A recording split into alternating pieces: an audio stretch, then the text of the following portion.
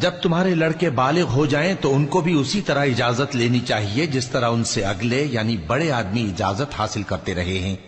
اس طرح اللہ تم سے اپنی آیتیں کھول کھول کر بیان فرماتا ہے، اور اللہ جاننے والا ہے، حکمت والا ہے۔ اور بڑی عمر کی عورتیں جن کو نکاح کی توقع نہیں رہی اور وہ زائد کپڑے اتار کر سر ننگا کر لیا کریں تو ان پر کچھ گناہ نہیں، بشرطے کہ اپنی زینت کی چیزیں نہ ظاہر کریں، اور اگر اس سے بھی بچیں تو یہ ان کے حق میں بہتر ہے،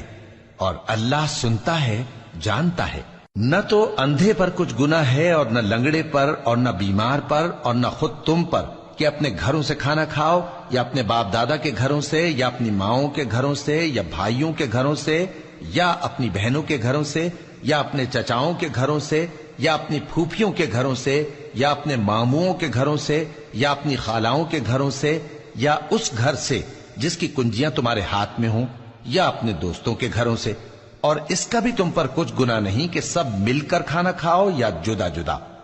پھر جب گھروں میں جایا کرو تو اپنے گھر والوں کو سلام کیا کرو، یہ اللہ کی طرف سے مبارک اور پاکیزہ تحفہ ہے۔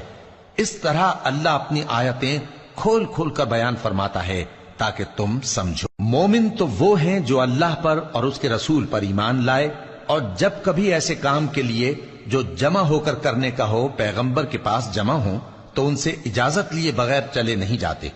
اے پیغمبر، جو لوگ تم سے اجازت حاصل کرتے ہیں وہی اللہ پر اور اس کے رسول پر ایمان رکھتے ہیں، سو جب یہ لوگ تم سے کسی کام کے لیے اجازت مانگا کریں تو ان میں سے جسے چاہا کرو اجازت دے دیا کرو، اور ان کے لیے اللہ سے بخشش مانگا کرو، کچھ شک نہیں کہ اللہ بخشنے والا ہے، مہربان ہے۔ مومنو، پیغمبر کے پکارنے کو ایسا خیال نہ کرنا جیسا تم آپس میں ایک دوسرے کو پکارتے ہو، بے شک اللہ کو وہ لوگ معلوم ہیں جو تم میں سے آنکھ بچا کر کھسک جاتے ہیں۔